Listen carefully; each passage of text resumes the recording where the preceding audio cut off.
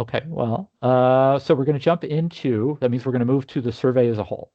I apologize, that took longer than I allotted, which I'm sure anybody could have bet on that happening. Okay, so now we're going to jump to the survey as a whole. Again, we're going to hold questions for the end. Feel free to put them in the chat or not. I'm gonna uh, knock out cameras and mics just for the time being, just so nobody accidentally ends up um, on the recording who doesn't actually want to be on the recording. And then we'll turn them back on as soon as we get to the questions. I wish there was just a button for this. That would make it so much easier. Um, but what can you do? Okay, so we are jumping into the next section. I am going to march through it using the spreadsheet because it's just going to be more illustrative that way. And again, okay, so this is the start of part two. Part two, we go through the survey as a whole. And again, we're going to save questions for the end, but feel free to put them in the chat so you don't forget them. Okay, so the tabs. First tab is just instructions. It basically, I've said everything that you just got, but it's a reminder that it's there in case it's helpful. Or especially for people who didn't come to the session who just need a refresher. The tracker, totally optional, but it's a way to keep track of how far you have finished sections. We just, if it's useful. If it's not useful, you can ignore it. Okay, section A. Hopefully this is semi-legible at the scale that you can see it at. Basic information. This is basically contact information about the library. I'm going to apologize ahead of time. We're going to have to do a lot of scrolling. I know scrolling looks a little bit kind of nauseating when you have to do it on the screen for Zoom or Teams, but I apologize. This is most of this should be the same as last year. It's where you are, phone number, address, things like that. Most of it should be the same as last year, unless you moved or unless it's wrong here and you need to correct it.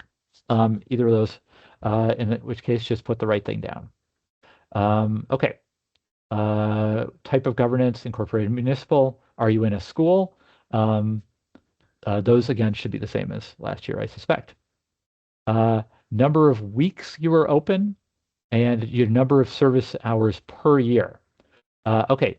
Weeks open are it's, again, it's 52 if you're open the whole year. If you close more than half of a week, you could count it as closed. But if you close for a couple days, you don't need to put it here. Same for public service hours. This is an annual figure. This is not a weekly figure. We want the whole annual number. But you do not need to take out days that you like had a snow closure or something like that. It's basically your weeks, your weekly hours times the number of weeks open. You don't need to fiddle with it unless you're closed for a significant period. Are you closed for like a week? Then you could take that out. Or several weeks. But if you're closed like a random day or something, it doesn't matter. You don't need to figure that out. Okay. Does your library have a bookmobile branch or neither? For most of you, this is a no. For the 4 branches, 3 bookmobiles, I think, this is a yes. In this case, for this one thing, bookmobile means, do you have a sort of traditional bookmobile that has a collection associated with it, in it? And also, it kind of means that people have to be able to walk into it, but I don't know that that part is that important. If you have any questions about what you have, a lot of people have sort of outreach vehicle-y kind of things. If you have a question about whether it's bookmobile or not, just ask me. Okay, this is only relevant if you have a bookmobile branch. We already talked about starting period, reporting period.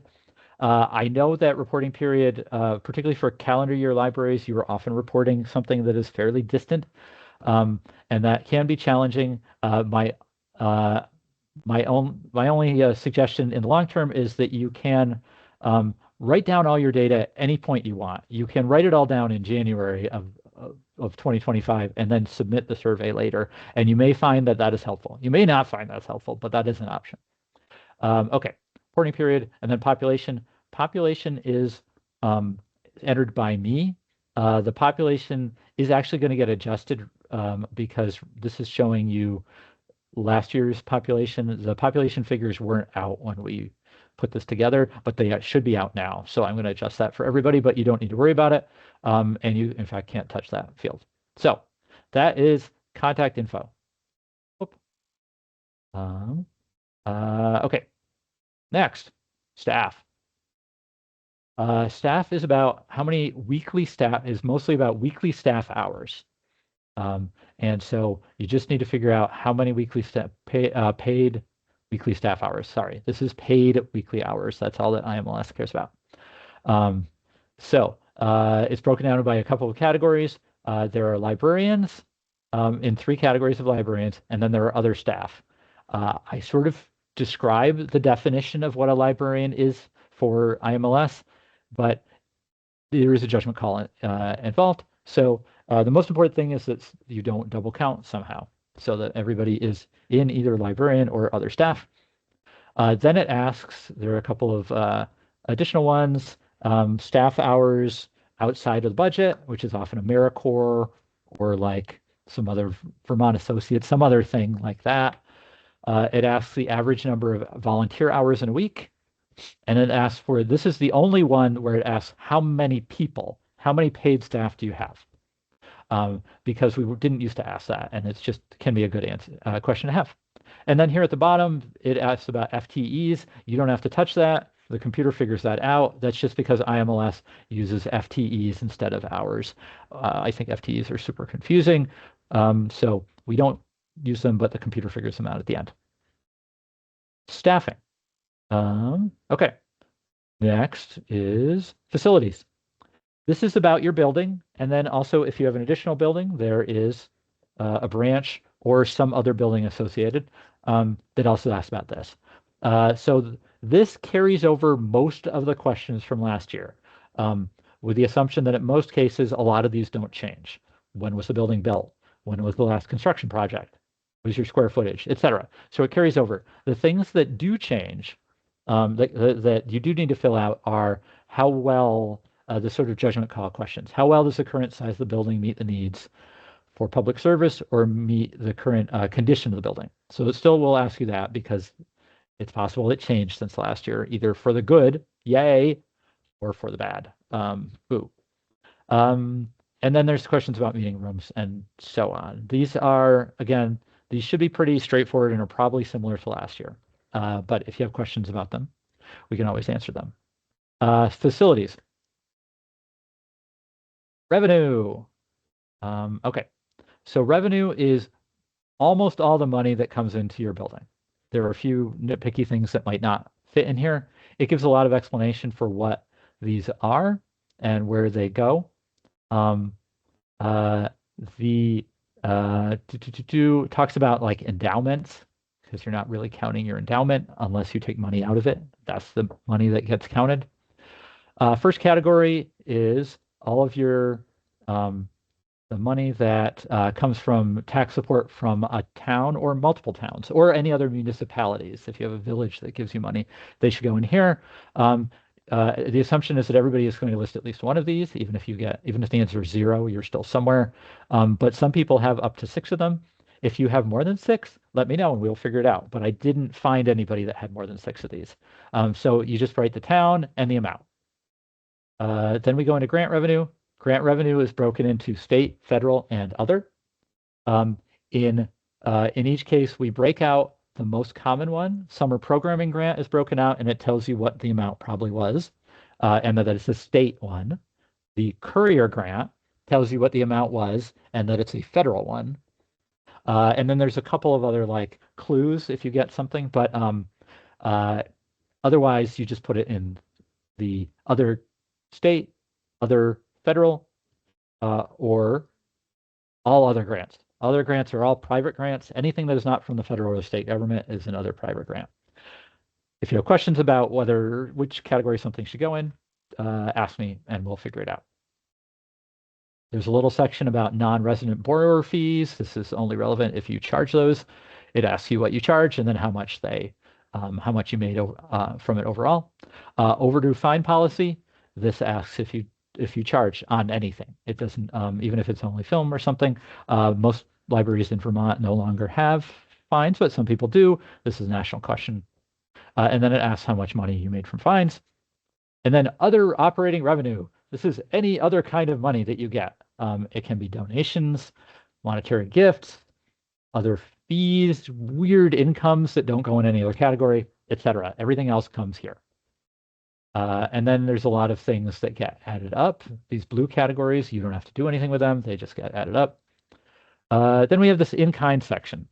In-kind is services that somebody does for the library that you're not paying for. It can be the municipality.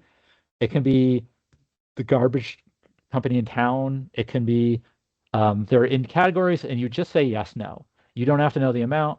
If somebody's giving you, like, you get your garbage for free, or somebody's doing landscaping for free, or something else like that. These are here. These also carry over from last year to some degree, though you will see that 0 could mean blank or 0. So I think 0 is for blank. But that's this section. See, I'm just gonna do we have some? Robin asks, do we put money paid by the friends in the other income line? Yes, friends would be other income, unless you had some strange relationship with them where it was treated like a grant. But I think I would say other income. Thank you. Okay, so now we are on. Oh, sorry, capital revenue. Oh, here I'm gonna put. Since they're not here, I'm going to go back to Burnham. Oh, sorry. I don't think they're here. I'm going to go back to Burnham. Because unfortunately I didn't put a test one in. I should have. Okay, so capital revenue is money that you received for capital projects. Capital projects are often building-related expansions, additions, new buildings, renovations, but they can be other large one-time projects. If you potentially, and that's a sort of a judgment call, like if you bought a server, if you replaced all of the computers in the building at the same time, something like that. That could be capital. You can decide whether you want to put it in there, and we can always talk about it. Capital revenue is money that you get for a capital project. It isn't necessarily money that the project may not be happening this year, but in this case, if the money is received, you want to put it here. For many of you, you don't have any capital revenue in a given year, but okay. Expenses. This is outgoing money, outgoing funds. They are in a few categories. First category is collections expenses. They are broken down by print, electronic, and other. Please pay attention to electronic versus other. They're not totally intuitive. Electronic mostly means online, and other means things like DVDs, CDs, playaways, wonder books, and then non-traditional. It explains it in here, but I just want, it's easy to get electronic and other confused here. Oh, I should say, sorry. There are a number of spots, and these are one of the first ones, where it asks you for the categories, but if you don't know, if you can't break it down by categories, it also gives you the option to put in a total.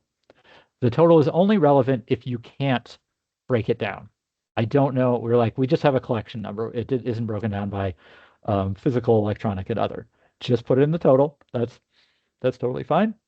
But you don't need to, this total isn't necessary if you do have the breakdowns. There are a lot of spots where that's the case. If all you have is a total, give us a total. Totally fine. Next, employee expenditures. Employee expenditures are broken down by salaries and wages and benefits. However, benefits includes things like Social Security, to do workers' comp, unemployment. So therefore, it should never be 0.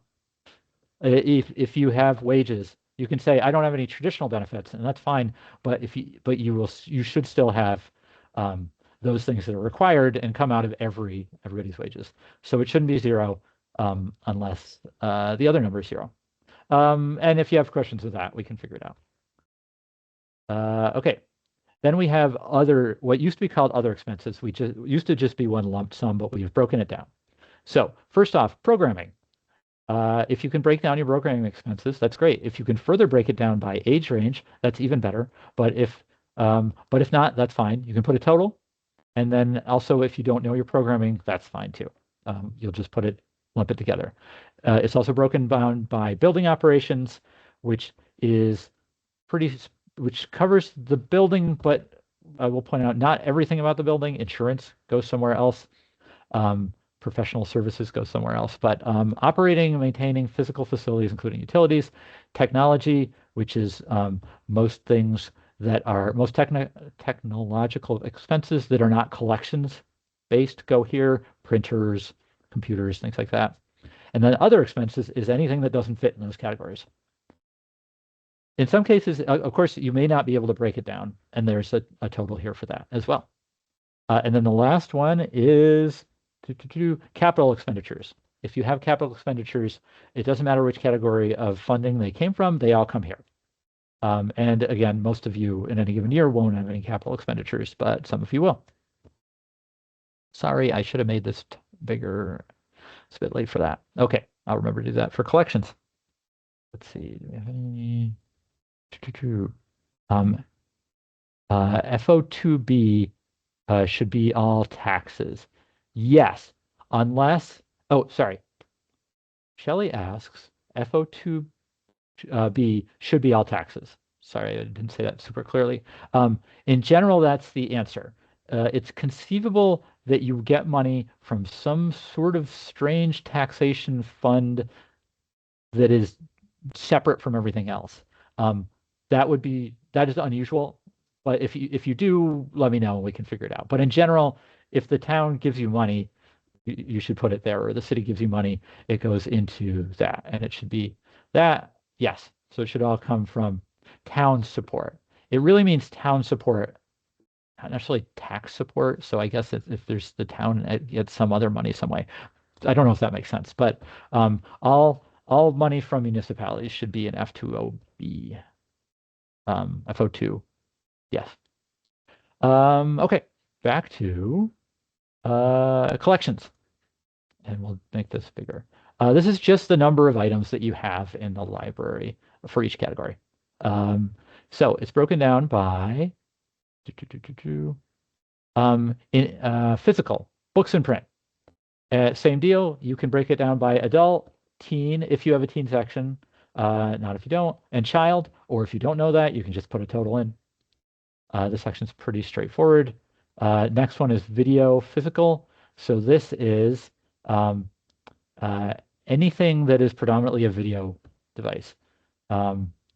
DVDs, VHS, video playaways, things like that. I know that these are shrinking for most people, but this is still a category. Audio, physical, same situation. These are CD-ROMs, talking playaways, things like that.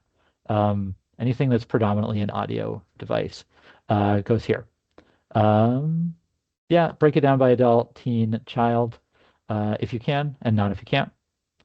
Other circulating physical items, this is basically library of things stuff, but it also is passes, it's Wi-Fi hotspots, cookie cutters, muffin tins, the whole 9 yards.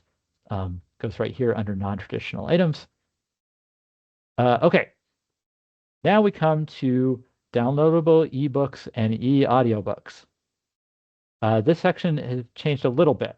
The first part is you tell me whether you subscribe to Listen Up Vermont, the PALAS Project, if you subscribe to a downloadable service on your own outside of a consortium. This is, and this is specifically looking at things where you own a title. So Overdrive and PALAS, but not things like Hoopla or Canopy, where you just, where it's paper circ. So you let us know if it's a yes on any of these. And then We're going to ask if you individually bought ebooks or e-audiobooks. Your library specifically bought them. That's the only number you need to include now. We put all the consortium stuff in. You just need to know if your library bought stuff for your patrons, ebooks and e-audiobooks. This would presumably be under the umbrella of Libby, Listen Up Vermont, GMLC, Overdrive, or Palace. So you need to know if you bought things. If you didn't, the answer is 0. And everything else should just figure it out on your own. Here is a link to that form that I told you about, where you say where you buy, how you acquire e-materials, who paid for them. And that's going to be a separate Microsoft form, but it's pretty straightforward. And I will share out a copy of it ahead of time, so you don't have to figure it out while you're doing the form. All right. Okay. Next section. Services. Unfortunately, services is by far the longest section. I might break out programming at some point because programming is almost half of the services section. Services is everything that you do, basically. So it's very big. But yeah, someday programming might be separate, but I didn't want to make any changes this year since we were already making so many changes. So it asks things like, how many registered users do you have? And breaks them down by age category if you can. This is based on the numbers that you have.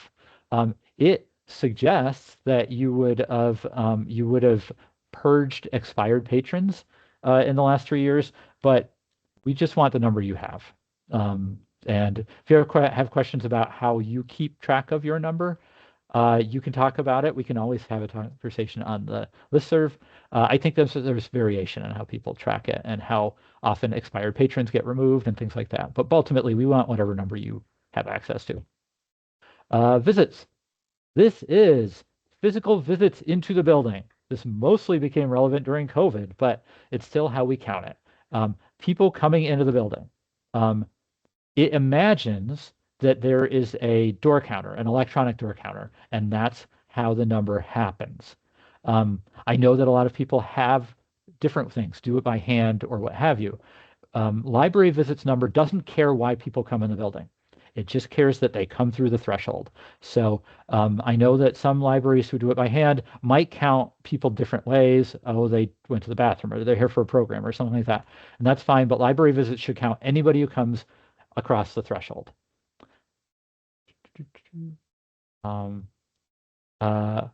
Bree asked the question. Let me finish this, the visits, and we'll get back to that. Thank you, Bree. Okay, so it's anybody who, yes, you should be counting. Ideally, you're counting everybody who comes into the building in any way. The flip side of that is you shouldn't be counting anybody who doesn't come into the building. If people are, if you have outdoor programming, they will end up in your programming numbers, but they will not count as library visit because they didn't step foot in the building unless they happen to do it. If you have an offsite program, none of those people count for library visits, but they all count for programming. So yeah, that's the goal. Ideally, everybody who comes through the door. Then we get a few questions have this, library visits reporting method. And it has 3 options. Count, annual count. That means you have a full count of this thing. If you either have an electronic device or you're counting all the time, it's an annual count. Estimate, annual estimate based on typical weeks. This means that you did a survey period. For 2 weeks, we counted everybody, and then we just multiply that to find the year. And then we have rough estimate. A rough estimate is, I bet it's about 3,000. It's not exactly pulling a number out of the air, but it's close to pulling a number out of the air. So those are numbers that are based on, we think that this is what we use, but we haven't done a sample size or anything like that. So you just pick which of those is most appropriate. Okay, I'm going to jump back to Bree's question. Robin has a great question, which I will pop to in a second. Bree, for digital materials, what about cost per circ titles? They're not really the same as purchasing a title for your permanent digital collection. Thanks, Bree. That is a great question. Ideally, in an ideal world, cost per circ items. Sorry, to explain it, cost per circ, if you're not familiar with it before, is definitely things like Hoopla, but can be, that's also an option in Overdrive, where you You don't own an item. What happens is you just pay a certain amount every time it gets checked out. You have said patrons can check these out, or in Hoopla's case, patrons can check out anything under $4 or $3 or whatever. And every time it happens, you get charged $2. Um, the premise is that you don't really own those because you're getting charged every time, and that collections is trying to capture that. So cost per circ items ideally don't end up in collections anywhere because by the system that IMLS has sort of created, you don't own them. Do your best. It may be hard to pull those out of your overdrive numbers, and it's not the end of the world if they end up in there or something like that. But if you can break them out, they don't end up in collections. They do end up in circulation. All of these things do ideally end up in circulation, but by IMLS's definition, you don't own them, so they're not in your collection. Robin asks, should we count people who visit the library outside open hours? That's a great question that I'm not sure I have an answer for. So if people come into the building, but you're not open in the traditional sense, email me about that. I think that's a great question, and I think we would have to sort of figure out exactly whether they are in the library or not, whether they are actually getting access to library services. If that number is sort of happening already, so sorry, if you have an electronic counter and that number is already happening, that's fine. I don't want you to have to parse that out and pull things out of the electronic counter. Also, you'd never have to take staff out of your electronic counter or something like that. So if it's something that's sort of kind of unavoidable, that would be hard to remove, don't worry about it. But otherwise, email me and we can figure out what makes the most sense for there. Thank you. Thanks, Robin and Bree. Okay, so we are marching our way down the services section. Okay, so that was visits. Reference transactions. This is one that seems very straightforward, but is also very hard to capture accurately. It's very difficult to keep reference transaction count while also running a reference desk and doing everything else you do. So everyone, do your best. There's a lot of explanation for what is a reference transaction and what isn't. Purely directional questions are generally not considered reference. But anything that you put any thought into basically is reference. There's a long explanation about what is and isn't. But I think more often actually the problem is just keeping track of that, is that it's hard to put that tally mark if you use something like that there. So do your best. I think reference is a great one to do a sample survey on because it's really important, but it's hard to track. So I think if I were in a position to do a sample size, I would just pick 2 weeks here, 2 weeks there, count those 2 weeks, and assume that is roughly a comparable for the whole year. But reference also asks the how did you get that estimate question. Is it an annual count, annual estimate, or a rough estimate? Then here's a question about how many patrons for trade on technology one-on-one at the library.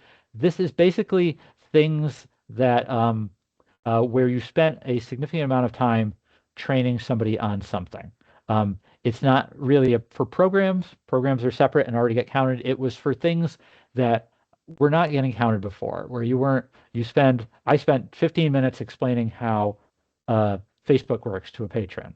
Or a patron scheduled one. Some of you have scheduled one-on-one trainings, but this is just a way to capture one-on-one trainings. It can be hard, so do your best, figure it out, or if you don't have that number, you can put M for missing. Okay, so that is basically the reference section. E-material circulation. This is trying to capture how many circs you have, or in some cases usages for these things. It breaks it down by ebooks, e-serials, which are all magazines. These are and magazines where they get access to the entire issue and not single articles, like Vermont Online Library. This is e-audio and e-video. These circulation ones specifically are trying to count things that have a circulation period, or where a person gets access to it for a certain amount of time, kind of like checking out an item. So that's the important thing. If they If they don't either, if it's indefinite, it's not really a circ by this system. There's a lot of fuzzy ones, so always feel free to ask me. But if it's indefinite, it's not really a circ. And if it's a kind of all you can eat for 3 days, that's not exactly a circ either. There are some services have options like that. Hoopla and maybe Canopy, I think, have things where people can just get whatever they want for a period. That's not really a circ because it's probably going to come out as one, and that doesn't really count it correctly. All those things that are not exactly circs are probably database usage. Again, these are do your best. I know they can be challenging. I know that sometimes you're comparing apples and oranges, but do the best that you can. We can help with Pallas numbers. The one thing about Pallas numbers that I will say if anybody talks to me about Pallas numbers is if you have overdrive items in Pallas, like your Listen Up Vermont GMLC stuff is in Pallas, it will get counted in both places. Circs will get counted in both places. So ideally, you want to take the circs out of one of them. And Pallas is where you would want to do that. I can show you how to do that. I can also, if you need Pallas numbers, you can just say, Josh, we need Pallas numbers for X to Y. I can just give them to you. Okay, database usage. Again, this is database usage. Ooh, let's see. I have some questions here. Okay. Oh, let's see. Oh, we had a couple questions from before. I'll circle back to that. How do you find the number for ebook circulation for Overdrive Libby? Okay, Royalton asked that. I can send you the process. What you're basically doing is going to Overdrive Marketplace. You're using your library-specific password, and then you're going into the Insight section, and I can give you the process. The important piece is there's a username and password that is associated with your library. I cannot help you with it, but GMLC could. You might also have it on site, but I can send the instructions to you. I think they're actually on our website a little bit, but again, unfortunately, we don't have the passwords. Let's see. I'm going to finish this section and then come back to the cookbook question because that's a great one, Shelley. Okay, database usage. Again, don't count. We're going to take care of the ones that the state provides, that VTlib provides. So you don't need to do those. You just need to have other things that you have paid for that people have access to that don't get checked out. But like, again, Ancestry, Consumer Reports, Mango, LinkedIn, things like that. And these almost immediately turn into apples and oranges. So just do your best option. Ideally, it's sort of a document retrieved rather than sessions, but whatever number is the most like that you can come up with, put it in there. If you can't find it, that's fine. Database usage is challenging nationwide, just because that's how it is. Shelley says from earlier, Cookbook Club is after hours, but they can take out books. I think if something happens where people can check things out, that counts like they're doing library stuff. So we can get a count on that. I think that's fine. They've entered the building. They're engaging in some kind of library thing. Like I said, in general, it imagines that there is a door counter that is going to be there 24 hours a day, and that's fine. If you count anybody who crosses the threshold at any time. Okay. Okay, we only have a few minutes, so I apologize. We're probably going to go just a little bit over. Okay, we have physical item circ. This is the circulation that is tracked in your catalog ILS. It can be broken down by adult, teen, and children. Some people added teen categories in the last year with the changes. Some people always had them. Some people don't have them. You don't have to have them. This is just a spot if you do have them. Also, maybe you don't break it down by category at all, and that's fine. You can just put a total in, no problem at all. The one other thing that we count is other physical items. This is all non-traditional items. If you can get this number, that's great. You just pop that in here. That is a part of your other circulation. It's not separate. They don't get added together. But if you can get that number, it's great. And then lastly, automatic renewal of physical materials. Does your ILS, is it set to renew items when they come due a certain number of times? or something like that. In other words, I check a book out for 2 weeks. At the end of 2 weeks, if it's not on hold, the system automatically renews it. That's a thing that you can do in many ILSs. This is why do we ask? We ask because your circ numbers are going to be higher, notably higher, if this happens, because people are sort of it just happens automatically. So that's why we ask. Okay, interlibrary loan. This is first off, provided to. Provided to means provided to other libraries, received from other libraries. I know it's a little confusing, but which ones did you send out to someone else to use your book, and which ones did you get somebody else's book? Ideally, this does include consortial lending for those of you in Catamount. So if you can get that number, put those in here because those are going to another library. And if you ever look at the breakdown of things, and you might look at them and say, some libraries these numbers are giant. Why are they giant? They're giant because they do consortial lending, and so Catamount. So by this metric, the top ILL libraries are always libraries who use consortial lending, which is yeah, just so be aware of that. Okay. Any questions? Okay, moving ahead. Programming. Programming is big. It's a big section. We have tried to make it easier and easier. It is still a lot. But what do we ask for now? Programming asks for, sorry for the scrolling. There are a lot of instructions on this section. So it asks for, first off, you want to do number of programs and attendance by age. Number of programs in attendance, 0 to 5, 6 to 11, YA, adult, general. General is multi-generational or something that really appeals to everybody equally. I would beseech you not to lump things in there because everybody's welcome to everything, because I appreciate that, but it doesn't help us know how many kids programs you have if you put everything in general.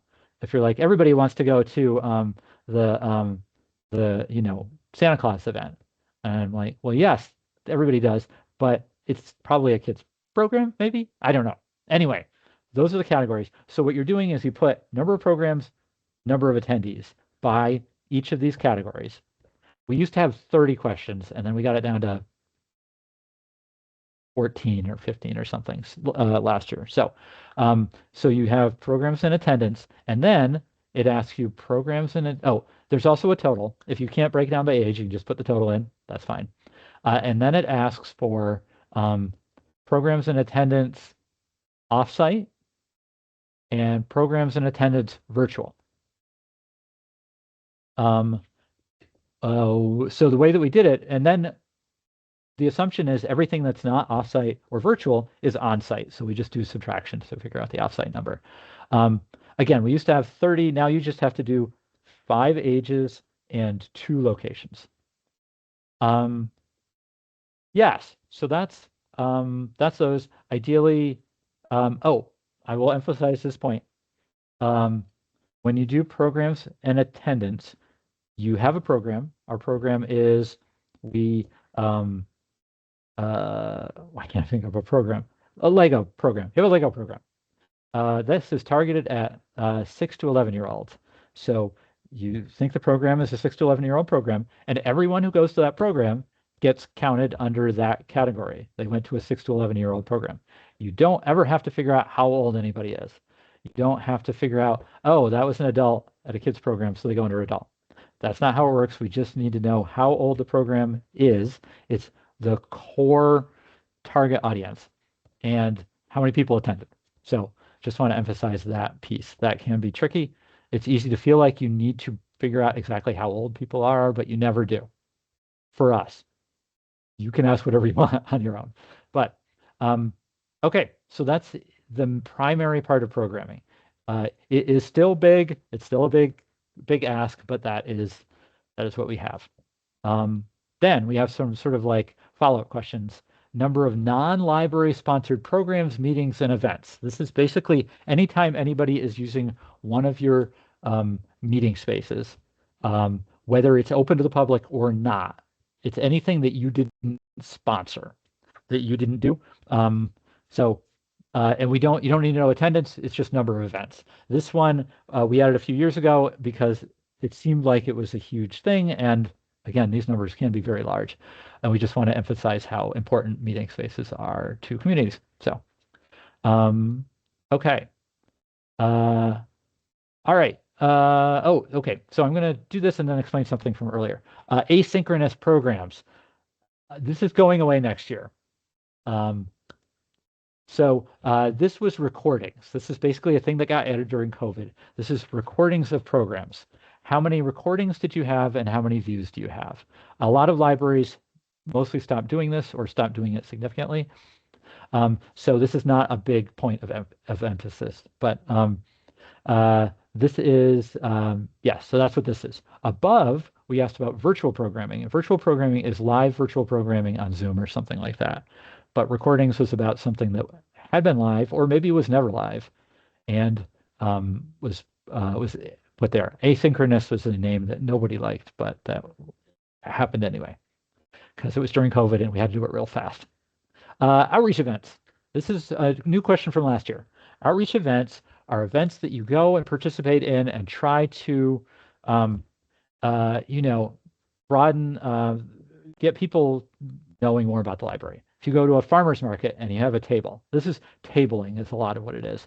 You go to a parade or something and you do something in it. It's not a library event. It's not a library program. It's somebody else's program. You go there and you are getting people to sign up for cards. You're providing information. You're doing something like that. You're doing something that's not a full program. We gave this category so that people would have a good spot for putting things that might be a significant amount of work, but are not a traditional program. So that's that. This is another one a little bit like this. Self-directed activities. This is also a COVID era one. Self-directed activities are anything that you kind of leave out somewhere in the library for people to do that you put a moderate amount of work into, or maybe a large amount of work into, but they don't have to interact with you. They just do it. So what we're tracking is how many different activities, and every time you put a bunch of work into it, the new activity, and what were the type of activities? That's just a narrative question. And roughly how many people do you think did it? This one has to be a broad estimate. We know there's not a way to like really get at this. So again, so this is self-directed activities. It can be, I want you to have put a little bit of work into it. So if you like just put out photocopied coloring pages, you're like, we're done. That's not great. But if you did something, oh, here's a scavenger hunt that you can do in the building. We change it every month. That's definitely a self-directed activity. So, all right, popping back to see if we have any questions. Okay, Lucinda asks, reported programs. We had held a number of programs that were recorded by our local cable access and then shown on their channel. Do we count those viewings? Thanks. That's a great question, Lucinda.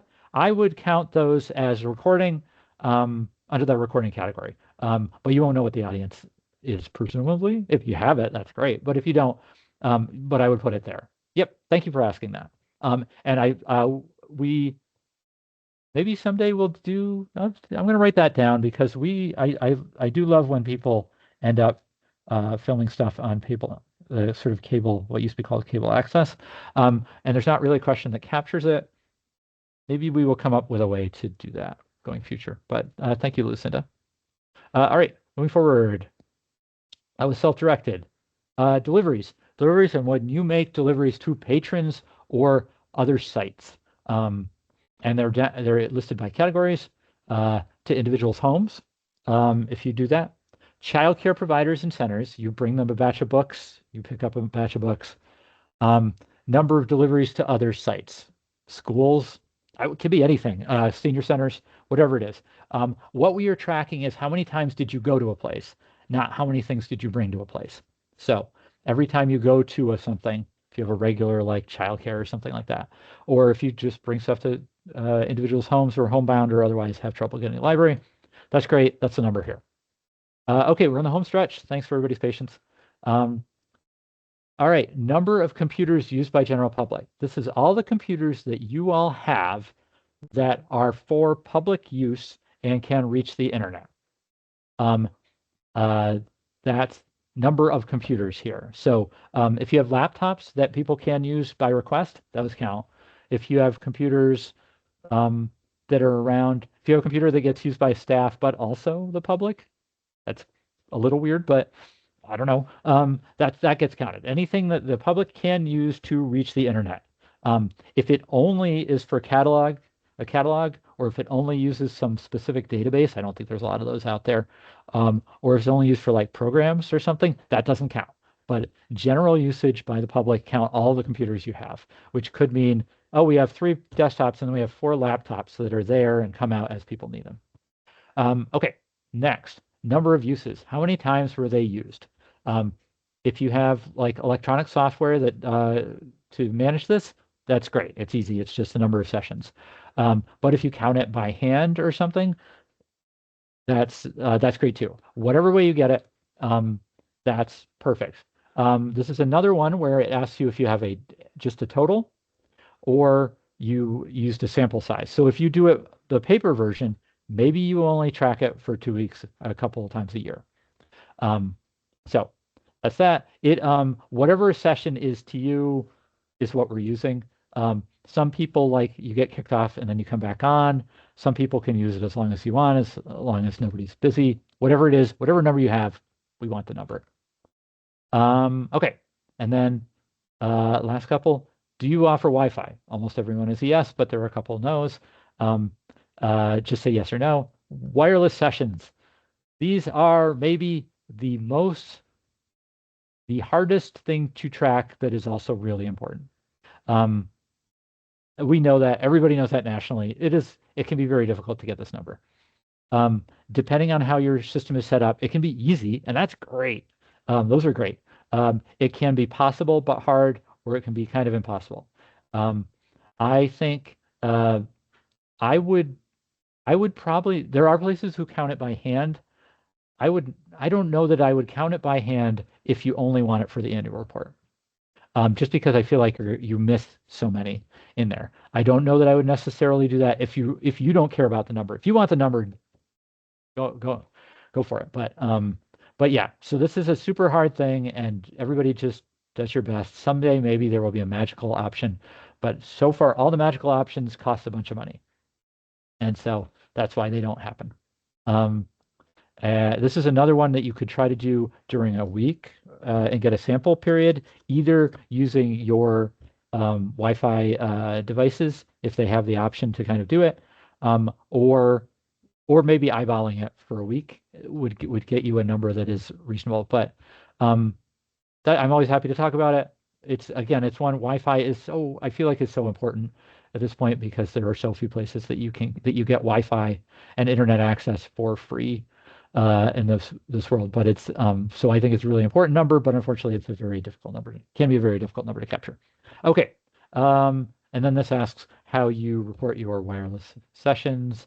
And then last but not least, there is a question here about we capture what catalog software everybody uses. It's in a spreadsheet. It's a Google Doc. You can click on this and make sure we're still right.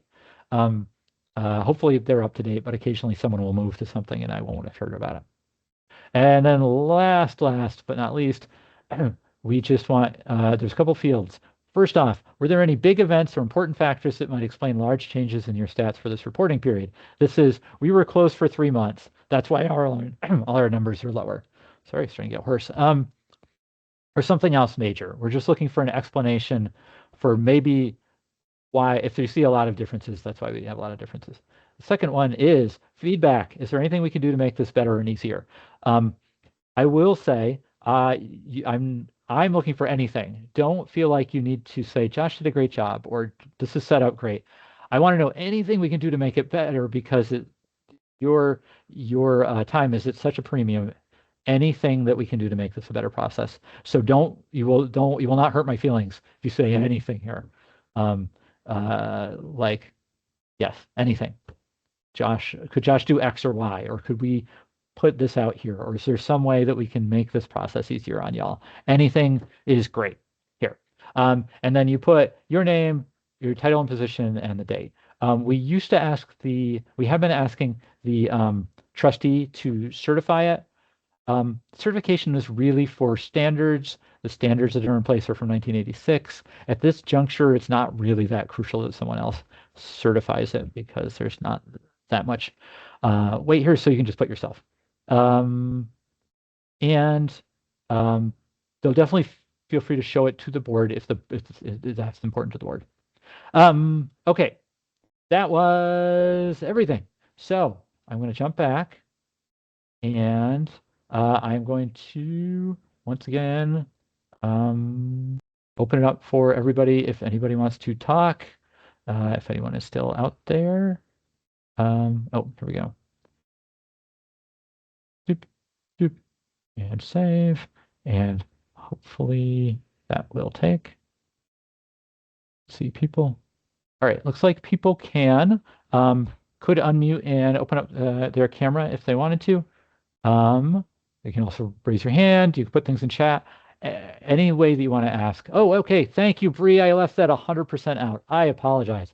Okay, so the due date is on my piece of paper, and I want to make sure that I say the right one. Oh, you know what? I'm going to put a link in the chat.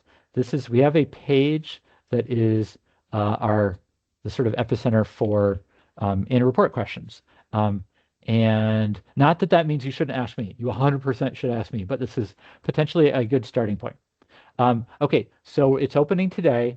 It's closing on March 2nd, Monday, March 2nd, end of day, or midnight, I guess, is the closure time. However, there is an optional extension for 2 weeks to March 16th. But it's basically you have 2 months, and then if you want an extension, you get 2 weeks after that. And then at that point, you can ask me questions at any point. At that point, I will kind of, as we get close, I'll start to wheedle people about it. And then ultimately, you can get the file to me any way you want. You can email it. You can share a Google Doc, whatever it is, as long as I can get access to it. We're fine. Other questions? Sorry, we are already 13 minutes over. Apologize. I've said this before. I 1000% appreciate all the work that you all put into the report. I know that you do not have extra time, and I really appreciate that you make this happen. I think it's really important, but I really appreciate that you do it and everything that you do for it and for us, and also everything that you do for your communities, even more importantly. I am available to answer questions anytime. And again, if your only takeaway is if I have a question, I ask Josh, then this is worth it. Aurora says, I apologize, I had to step away. Can you please repeat where to find the Libby stats? Libby stats are in, so let's see. They are in, okay, so I can send you how to do it, but there's a little walkthrough that is linked from that page that I already linked, which tells you about how to get on annual report online questions. So the trick is you go to Overdrive Marketplace, you use a login and password that is for your specific library. Unfortunately, I don't have access to them. Hopefully that's floating around. You also might be able to reset the password if you don't know what it is. And then you go in and it tells you how to do it. You go into the Insight section. But I can also help with that if you ever have questions about it. I can't help with the password. That's the one thing I can't do because we don't have any access to it. Thanks again, everybody, for coming. Any questions, please feel free anytime. This will be recorded. The recording will be posted, so you can watch the whole thing again. Or you could jump around if you had a question. But I can also just tell you whatever you need to know. I appreciate all of your time so much. And I hope everybody has a great rest of your week. This will be recording, and further information will be coming out shortly today or tomorrow. All right, I'm going to stop the recording because they don't need to see me just kind of